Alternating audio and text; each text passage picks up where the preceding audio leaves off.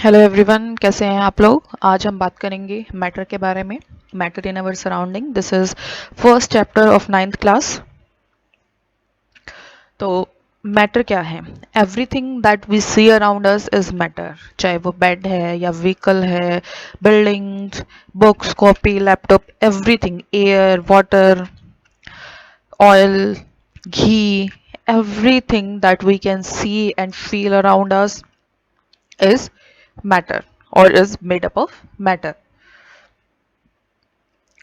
So, in ancient times, this matter is considered to be made from the five basic elements. Ancient जो Indian philosophy है उसमें बोलते थे कि कोई भी चीज़ है, ये जो मैटर है, ये पंच महाभूतों से बना है, या कह सकते हैं पंच तत्वों से बना है। तो वो कौन कौन से थे? पहला था हमारा लैंड, या जिसे हम धरती भी बोलते हैं। Then air, this balloon represents air. फिर है फायर, आग, वाटर और स्काई। और ग्रीक फिलोसफी भी कुछ कुछ इन्हीं पांच तत्वों के बारे में बात करती है। तो जो मैटर होता है वो आपने देखा होगा, उसका कुछ ना कुछ वॉल्यूम होता है और वो कुछ ना कुछ स्पेस ऑक्यूपाई करता है। अब हम ये कहेंगे कि मैम एयर का तो वॉल्यूम नहीं होता, लेकिन होता है। जब हम बलून के अंदर हवा भरते हैं तो वो फूलता है, तो इसका मतलब क्या है कि एयर ने कुछ स्पेस लिया है और उस बलून का कुछ ना कुछ तो वॉल्यूम भी क्रिएट हो गया। तो मैटर जो होता है, चाहे वो एयर हो या कोई सॉलिड चीज हो या कोई लिक्विड हो, तो ये सब चीजें स्पेस ऑक्यूपाई करती हैं। और ये जो सब चीजें हैं, इनके एक मास है, एक डेफिनेट मास भी होता है।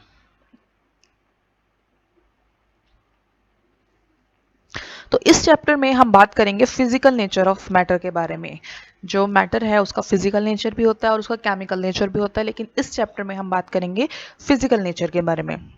तो पहले हम पता लगाएंगे कि जो मैटर है उसके बीच में स्पेस है नहीं है, वो छोटे छोटे एलिमेंट से मिलके बना है, या वो एक कॉन्टिन्यूस ब्लॉक है किसी चीज़ का। यानी कि जो एक लकड़ी है वो कॉन्टिन्यूस वुड का ही ब्लॉक है, या वो किसी और चीज़ों से बने। जो पेपर है वो कॉन्टिन्यूस पेपर है, या उसके अंदर कुछ माइन्यूट कुछ और चीज़ें भी हैं।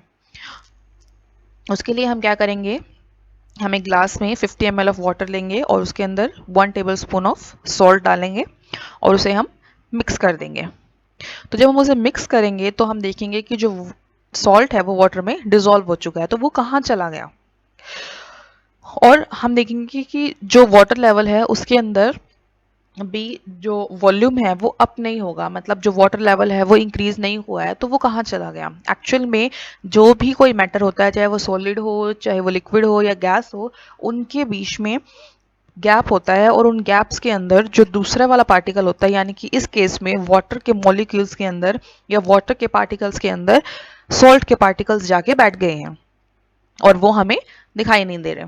इसलिए जब हम उसको वाटर को ड्रिंक करेंगे तो वो हमें सॉल्टी लगेगा। अब हम देखेंगे कि ठीक है, हमने वाटर के अंदर सॉल्ट मिक्स किया और वो मिक्स हो गया, लेकिन वो पार्टिकल्स का साइज कितना है। तो उसके लिए हम क्या करेंगे, फिर से 100 ml ऑफ वाटर लेंगे, उसके अंदर हम क्या डालेंगे, 2 से 3 क्रिस्टल डालेंगे हम पोटेशियम परमैंगनेट के। उसको डिसॉल्व कर देंगे और हमारे पास एक कलर्ड सॉल्यूशन आ जाएगा। उसके अंदर से हम एक टेस्ट ट्यूब में 10 ml ऑफ सॉल्यूशन लेंगे और उसको 90 ml क्लियर वाटर में डाल देंगे और हमारे पास एक डाइल्यूटेड सॉल्यूशन आ जाएगा, थोड़े से लाइट कलर का सॉल्यूशन आ जाएगा। फिर उसके अंदर से फिर हम 10 ml लेंगे जो हमारे पास न्यू सॉल्यूशन बना है, और फिर उसको हम एक clear water 90 ml clear water के अंदर डाल देंगे। फिर से हमारे पास थोड़े हल्के रंग का सॉल्यूशन बन जाएगा। ये प्रोसेस जब हम 6 7 8 टाइम करेंगे तो वाटर डिल्यूट होता रहेगा और भी ज़्यादा और भी ज़्यादा। तो ये शो करता है कि ये जो पार्टिकल्स होते हैं मैटर के, ये इतने ज़्यादा माइन्यूट होते हैं कि 2 या 3 crystals of potassium permanganate contains millions of particle in them. तो इसी से आप अंदाज़ा लगा सकते हैं कि कितना माइन्यूट साइज है इनका। कुछ पार्टिकल्स ऐसे होते हैं, मतलब आप उनको माइक्रोन्स में या नैनोमीटर वगैरह के अंदर आप उसको डिफाइन कर सकते हैं। मतलब इतना छोटा साइज होता है कि हम उनको नेकेड आई से हम इन्हें देख ही नहीं सकते, हमें माइक्रोस्कोप की हेल्प से इन्हें देखना पड़ता है। तो ये जो पार्टिकल्स होती हैं इनकी कुछ प्रॉपर्टीज होती हैं। तो पहली प्रॉपर्टी तो इन पार्टिकल्स की ये है कि ये अट्रैक्ट करते हैं एक दूसरे को। तो these two block represent two particles of matter. कोई भी पार्टिकल हो सकते हैं रैंडमली, तो ये एक दूसरे को अट्रैक्ट करते हैं। ये इनकी एक नेचुरल फिनोमिना है, एक इनका एक नेचर है ये। और दूसरी करेक्टरिस्टिक क्या है कि इनके बीच में स्पेस होता है, और वो स्पेस आप देख रहे हैं कि ये जो सॉलिड है इसके अंदर स्पेस है, ये एक दूसरे के साथ टाइटली बाउंड होते हैं। जो सॉलिड है यानी कि कोई ऐसी चीज जो ठोस है, जो अपनी शेप चेंज नहीं करी, जैसे कि टेबल है, लैपटॉप है, या माइक है, या कोई हमारे पास बाउल है, तो ये क्या है, ये सॉलिड चीजें हैं। या कोई पॉलिथीन है, तो ये सब सॉलिड चीजें हैं, और इनके जो पार्टिकल्स होते हैं वो एक दूसरे के साथ इतने ज्यादा बाउंड होते हैं कि ये शेप नहीं चेंज कर पाते। तो आप यहाँ यहाँ देखिए, जो ग्रीन ग्रीन कलर है ये रिप्रेजेंट करते हैं पार्टिकल्स को, and this blue colour represent the matter. तो आप देख रहे हैं कि इनके अंदर कितना स्पेस है। तो ऐसे ही जो वाटर होता है, वाटर के अंदर भी ऐसे ही पार्टिकल्स होते हैं, लेकिन पार्टिकल्स के बीच में स्पेस बहुत ज़्यादा होता है थोड़ा सा। इस वजह से जब हम उसके अंदर सॉल्ट मिक्स करते हैं तो ये जो गैप्स दिखाई दे रहे हैं इसके अंदर हमारे सॉल्ट के पार्टिकल्स या शुगर क्रिस्टल्स जो होते हैं वो इसके अंदर जाके छिप जाते हैं। तो ये दो थी हमारी करेक्टरिस्टिक्स। हम बात करेंगे स्टेट ऑफ मैटर। कितनी स्टेट होती है मैटर की? नेचुरली हमें पता है कि नॉर्मली 3 स्टेट के बारे में हम बात करते हैं, सॉलिड, लिक्विड और गैस। बट एक्चुअल में 5 स्टेट एग्जिस्ट करती हैं। तो पहली है सॉलिड। हम सॉलिड के बारे में बात करेंगे। सॉलिड की कुछ प्रॉपर्टीज हैं, जैसे कि उनकी एक डेफिनेट शेप होती है, उनका एक डेफिनेट वॉल्यूम है, और उनको हम कंप्रेस नहीं कर सकते कुछ सर्टेन केसेस को छोड़कर, because exceptions are always there. और जो पार्टिकल्स होते हैं वो टाइटली बाउंड है। देखो ये particles are very tightly bound to each other, और ये पार्टिकल्स इतने टाइटली बाउंड है कि ये मूव नहीं कर सकते, पर ये वाइब्रेट करते हैं। वो मूव इसलिए नहीं कर सकते क्योंकि वो टाइटली बाउंड है एक दूसरे की फोर्स ऑफ अट्रैक्शन से, और वो सिर्फ वाइब्रेट कर सकते हैं। और जब ये वाइब्रेट करते हैं तो वो वाइब्रेशन इतनी नेग्लिजिबल होती है कि हमें लगता है कि ये स्टैटिक पोजीशन में है इसके पार्टिकल्स। और कुछ एग्जाम्पल्स हैं, जैसे रबर है। रबर को अगर हम स्ट्रेच करते हैं तो जब तक हम उसको छोड़ देते हैं, उसे रिलीज कर देते हैं, तो वापस अपनी सेम पोजीशन में आ जाते हैं। लेकिन अगर उसको हम एक लिमिट से ज़्यादा स्ट्रेच करेंगे तो वो भी ब्रोक हो जाएगा, ब्रेक हो जाएगा। तो उसके बाद हम बात करेंगे लिक्विड के बारे में। तो जो लिक्विड के पार्टिकल्स हैं वो थोड़े लूजली बाउंड होते हैं, उनके बीच में फोर्स ऑफ अट्रैक्शन तो होता है लेकिन इतना ज़्यादा नहीं होता कि वो हिल भी ना सकें। इसलिए जो लिक्विड को हम जिस कंटेनर में डालते हैं वो उसी की शेप ले लेता है। जैसे कि वाटर है, अगर उसको हम ग्लास में डालेंगे तो वो ग्लास की शेप ले लेगा, उसे हम जार में डालेंगे तो वो जार की शेप ले लेगा, पॉट में डालेंगे तो वो पॉट की शेप ले लेगा। और इसके जो पार्टिकल्स हैं वो मूव करते रहते हैं अपनी लोकेशन के अराउंड, जैसे जैसे मर्जी। और इनका भी एक फिक्स्ड वॉल्यूम होता है और एक फिक्स्ड मास होता है, लेकिन इनकी एक डेफिनेट शेप नहीं होती है। अब हम बात करेंगे गैस के बारे में। तो जो गैस के पार्टिकल्स हैं उनके बीच में फोर्स ऑफ अट्रैक्शन नहीं होता, they are not bounded with each other, और they are free to move anywhere. तो वो कहीं भी मूव करते रहते हैं। आपने देखा है कि अगर कहीं पे भी हम परफ्यूम स्प्रे कर देते हैं तो वो स्मेल बहुत बड़े स्पेस के अंदर फैल जाते हैं, लेकिन अगर हम लिक्विड को फ्लोर पे डालेंगे तो वो थोड़ी सी जगह में आता है, ज़्यादा नहीं आएगा वो। तो इसका मतलब क्या है कि जो उसके पार्टिकल्स हैं, एयर के पार्टिकल्स, वो फ्री है मूव करने के लिए, तो वो एक रूम से दूसरे रूम में वो ट्रांसफ़र हो जाते हैं। लेकिन जो वाटर है, अगर हम एक ग्लास वाटर अगर हम फेंकेंगे, डालेंगे फर्श के ऊपर, तो वो ज़्यादा दूर तक नहीं जा पाएगा। Now the fifth state of matter is plasma. This is the fifth state of matter. Plasma is formed by passing electric current through the gas. When electric current is passed through the gas, then it gets ionized, and the molecules or the particles of the gas become more excited, and it becomes plasma. तो जो plasma है, जब gas के particles में से हम current को, electric current को पास करते हैं तो उसके जो पार्टिकल्स हैं वो और ज़्यादा एक्साइट हो जाते हैं, उनकी जो स्पीड है वो इंक्रीज हो जाती है, तो वो प्लाज्मा बन जाते हैं, तो उनको हम बोलते हैं plasma. You can see how fast these particles are moving. This plasma state can be created artificially on Earth in laboratories, but it is also found naturally in the stars. और stars में ये हमें मिलता है, this is due to high temperature, very high temperature in stars. And the fifth one state is Bose-Einstein condensate.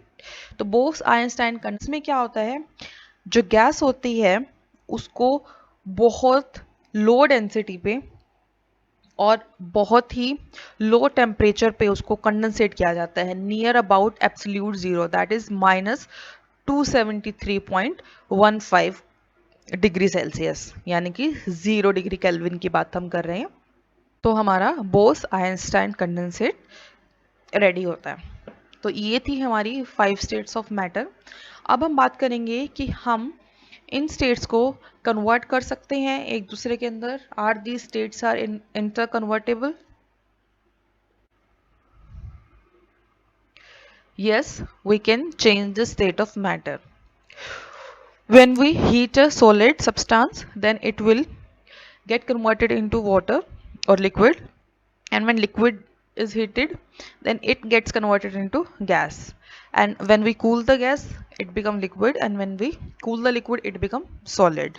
तो इसका सबसे easy example क्या है कि जब हम जो घी है हमारा सॉलिड फॉर्म में है, अगर उसको हम गैस पे रखते हैं तो वो लिक्विड फॉर्म में आ जाता है, और जब हम उसको और ज़्यादा हीट करते हैं तो उसके फ्यूम्स निकल के वो एयर में चले जाते हैं. या फिर जो हमारा वाटर है, अगर हम उसे कूल करेंगे तो वो रेफ्रिजरेट हो जाएगा, उसके वो आइस के क्रिस्टल्स बन जाएंगे जो क्या है, एक सॉलिड फॉर्म है.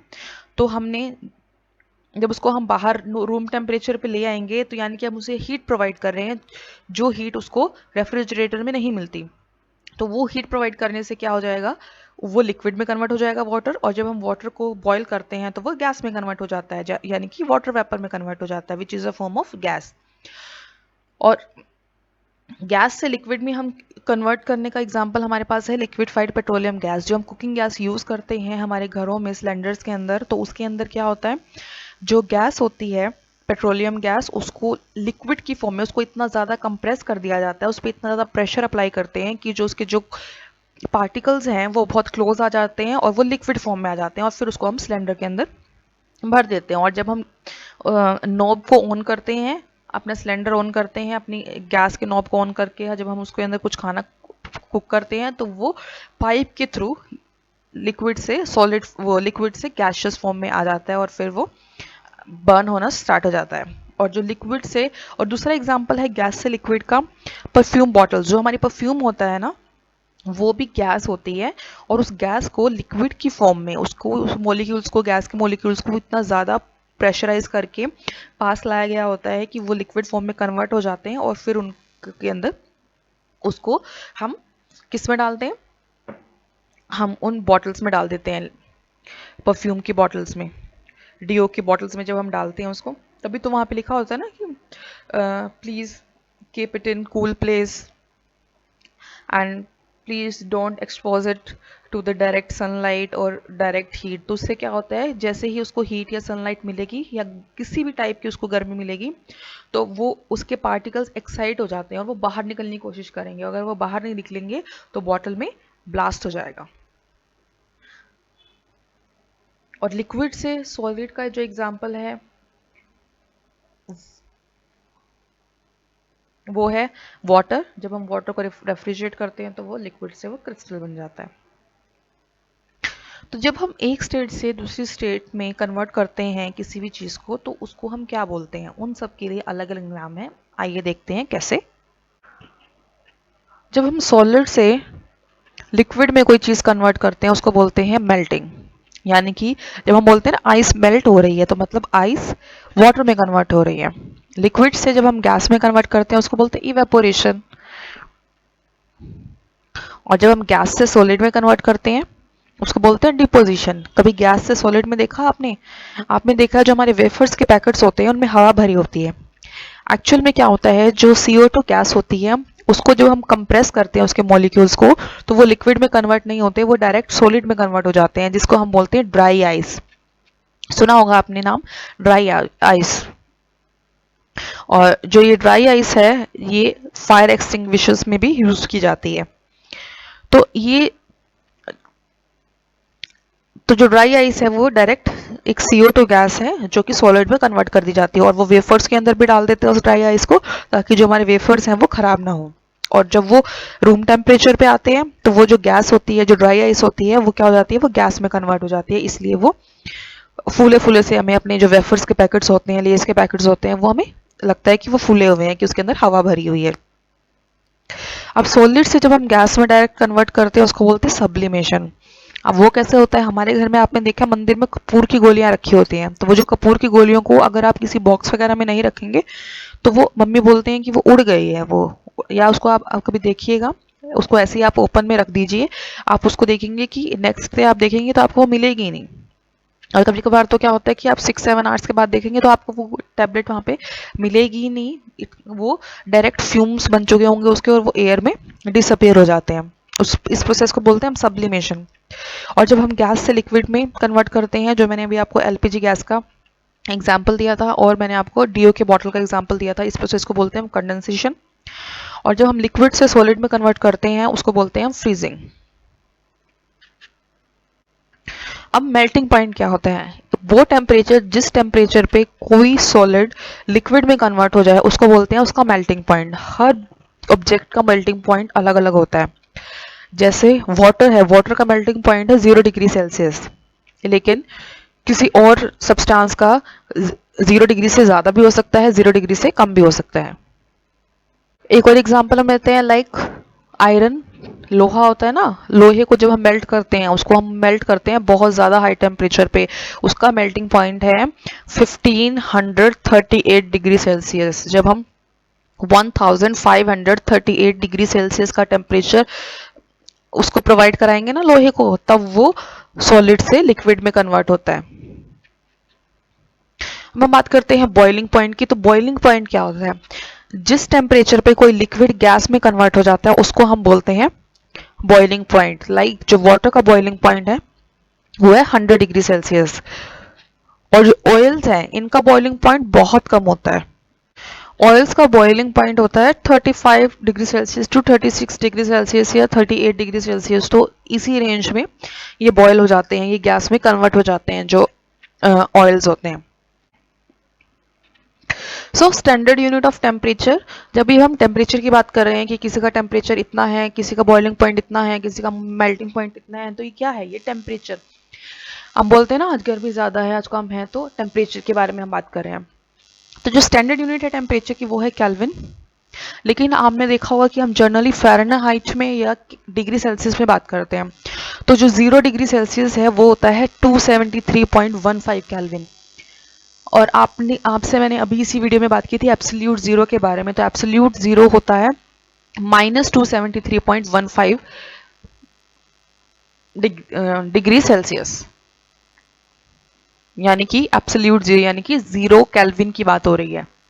तो 0 केल्विन कितना होता है, -273.15 केल्विन। और 100 डिग्री सेल्सियस कितना हो जाएगा, 273.15 के अंदर जब हम 100 प्लस कर देंगे यानी कि 373.15 केल्विन, यह हो जाएगा हमारा 100 डिग्री सेल्सियस। तो इसी तरह से हम केल्विन से डिग्री में और डिग्री से हम डिग्री सेल्सियस से हम केल्विन में और केल्विन से हम डिग्री सेल्सियस में कन्वर्ट करते हैं। So that's all for today. In this video we have done the chapter, and in next video we will do the back exercise of this chapter. And if you like this video then please do like and share, and don't forget to subscribe my channel.